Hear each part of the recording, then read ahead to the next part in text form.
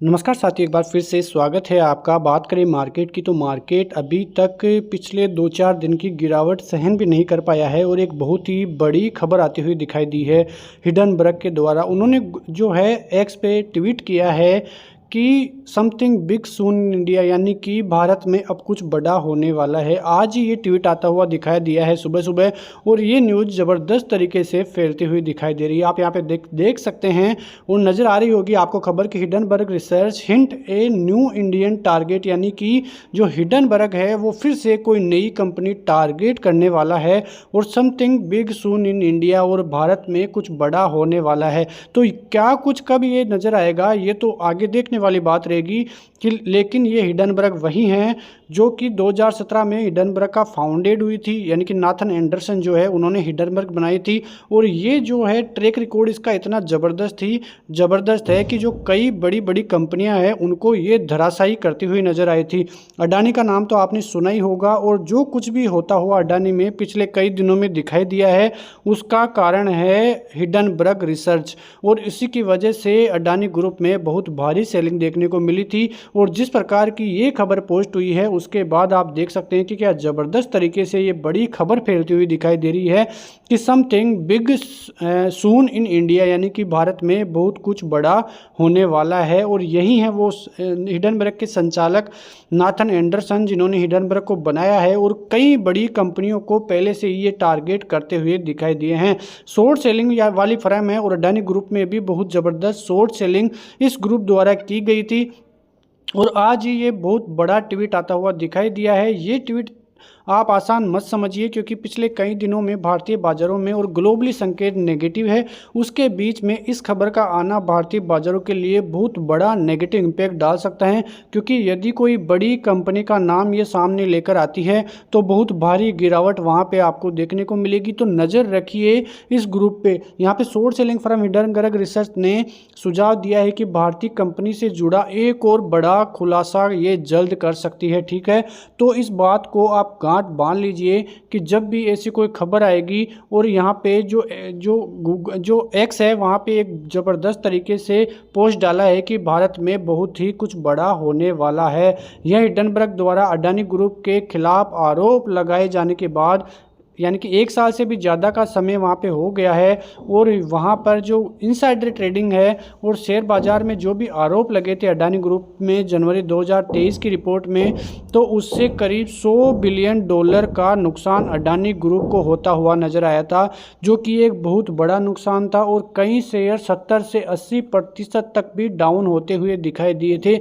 Adani group को निवेशकों को बहुत ही बड़ा जो है नुकसान उठाना पड़ा था। उसी बीच में जो भारत के वकील और भाजपा के नेता है महेश जेठमलानी, उन्होंने ये आरोप लगाए थे कि स्थिति और जटिल हो गई है। जुलाई में जेठमलानी ने दावा किया कि इस जो हिडनबर्ग अडानी पे लगा रहा था वहाँ पे चीनी कनेक्शन था, और एक अमेरिकी व्यवसायी ने अडानी ग्रुप पर हिडनबर्ग की रिपोर्ट बनवाई थी। उन्होंने किंगडम कैपिटल मैनेजमेंट LLC के मार्क किंगडम का नाम रिपोर्ट में पीछे कथित पार्टी के रूप में जेठमलानी ने जो है ट्विटर पर लिखा जासूस।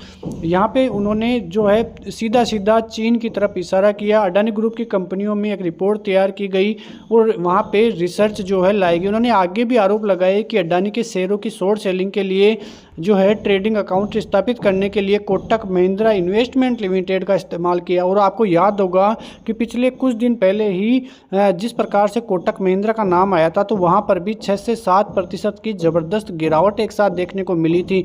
तो इस प्रकार की न्यूज़ें आने के बाद जो है सभी तरह से नेगेटिव खबरें फैलना चालू हो चुकी है कि जिस प्रकार से अडानी में गिरावट आई थी, यदि उसी प्रकार से फिर से कोई बड़ी कंपनी का नाम आता है, क्योंकि ये जो हिडनबर्ग है वो टारगेट करती है किसी भी कंपनियों को। इसका आप ट्रैक रिकॉर्ड देखेंगे तो बहुत ज़बरदस्त ट्रैक रिकॉर्ड है और कई बड़ी बड़ी कंपनियों को ये जो है धराशायी कर चुकी है, जिसमें अडानी का नाम भी है। तो क्या कुछ खबरें आती हैं, हम आपका आगे जल्द ही अपडेट भी देते हुए नजर आएंगे। लेकिन अब यदि आप चैनल पर नए हो तो चैनल को सब्सक्राइब कर लीजिए और वीडियो को लाइक ज़रूर कर दीजिए, क्योंकि आपको पता है कि आप ट्रैप से तो ऐसी खबरों से बच ही जाएंगे और ध्यान में रखेंगे सभी न्यूज़ों को।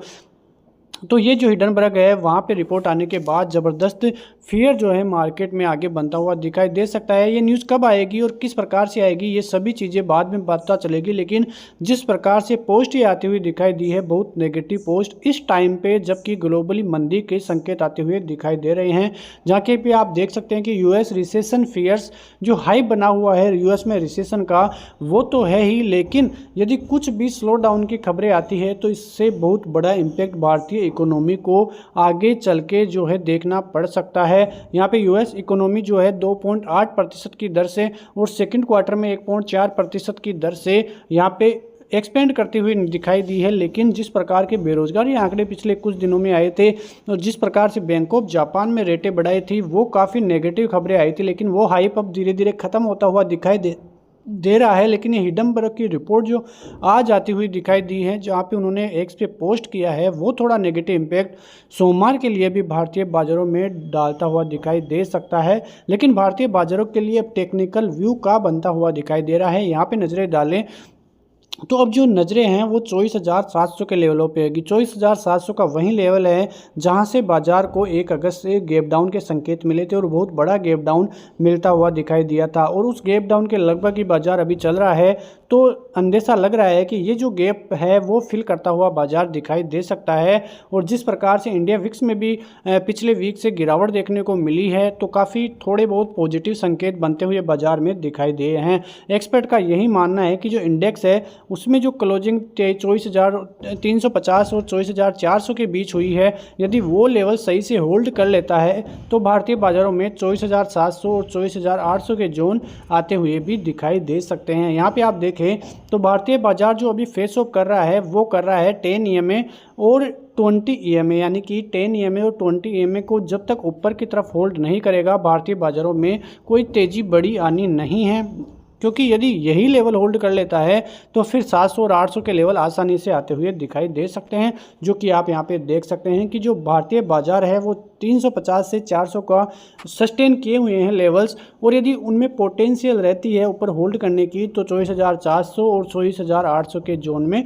भारतीय बाजार फिर से जाता हुआ दिखाई दे सकता है, जो कि अपर लेवलों पे जो गैप जोन था, बियरिश गैप जोन था, वो बनता हुआ दिखाई दिया था।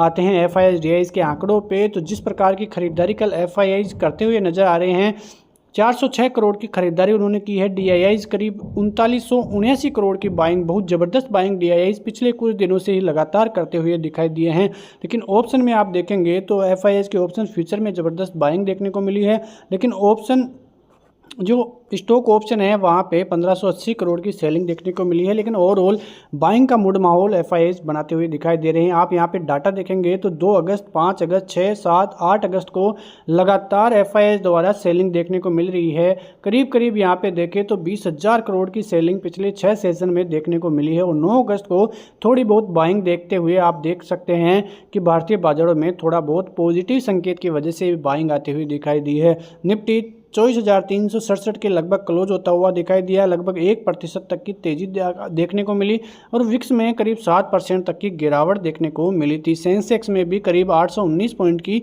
तेजी जो है शुक्रवार के दिन देखने को मिली, तो काफ़ी अच्छा सहारा यहाँ से देखने को मिला। ठीक है, तो आप इन सभी चीज़ों को गौर से देखिए, क्योंकि ये चीज़ें आपको सोमवार के दिन ट्रैप होने से बचा सकती है। आपको FIIs का एक और आंतरिक डेटा लाऊं तो आपको पता है कि ये सारा डेटा इकट्ठा करने में कितनी मेहनत लगती है, तो आप वीडियो को लाइक ज़रूर कर दीजिए। यहाँ पे आप देखें तो कंज्यूमर गुड्स में सबसे कम सेलिंग यहाँ पे देखने को मिली है। सबसे ज़्यादा सेलिंग की बात करें तो फाइनेंशियल सर्विसेज यानी कि जो बैंकिंग सेक्टर है वहाँ पे FIIs ज़बरदस्त सेलिंग करते हुए नजर आए। करीब 8,119 करोड़ की सेलिंग वहाँ से देखने को मिली है।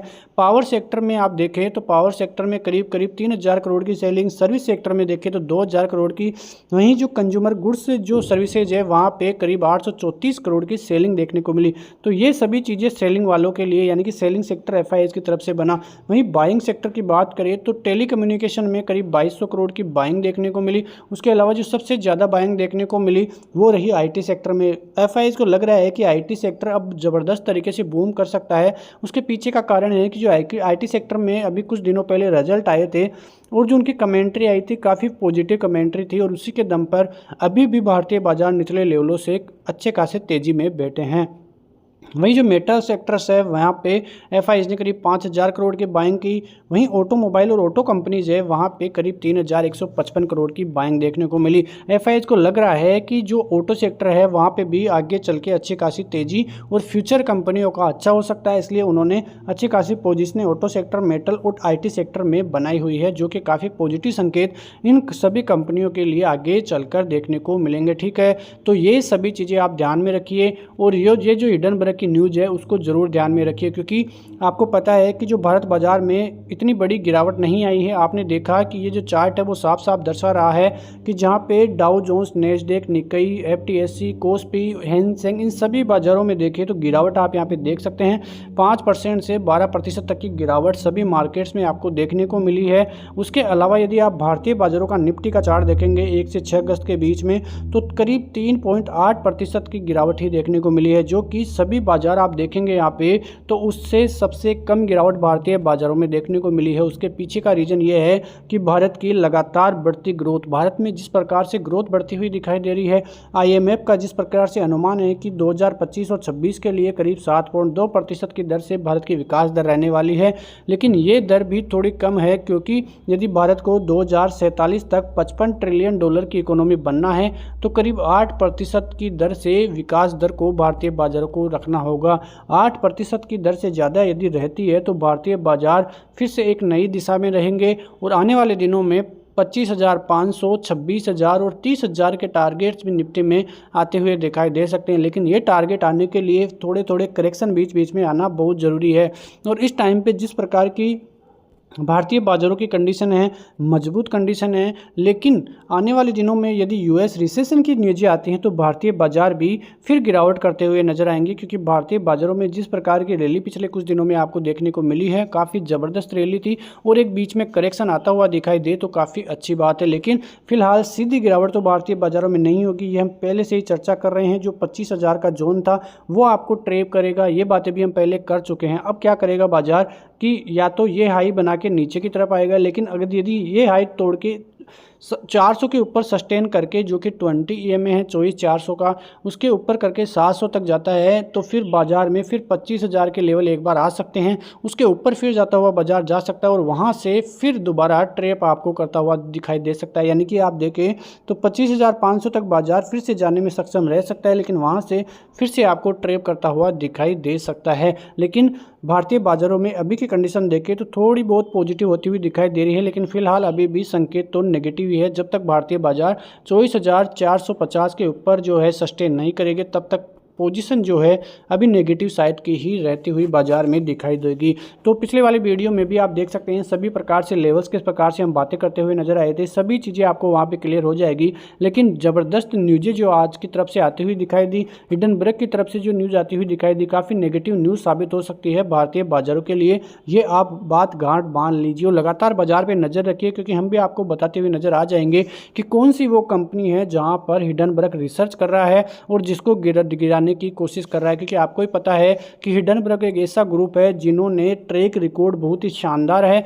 और करीब 80% कंपनियों को उन्होंने ज़बरदस्त तरीके से बंद होने की कगार पे ला दिया है। लेकिन अडानी ग्रुप पिछले कई दिनों से इस खबर से बचता हुआ नजर आया है, इस हिडनबर्ग रिसर्च से बचता हुआ नजर आया है और वहाँ पे सब कुछ क्लियर हो चुका है और फिर से अडानी ग्रुप खड़ा हो चुका है। लेकिन ये न्यूज़ काफ़ी नेगेटिव है, इस पर हम नज़र रखेंगे और लगातार आपको अपडेट भी देते रहेंगे। बहुत बहुत धन्यवाद, मिलते हैं नेक्स्ट वीडियो में, तब तक के लिए जय हिंद, जय भारत।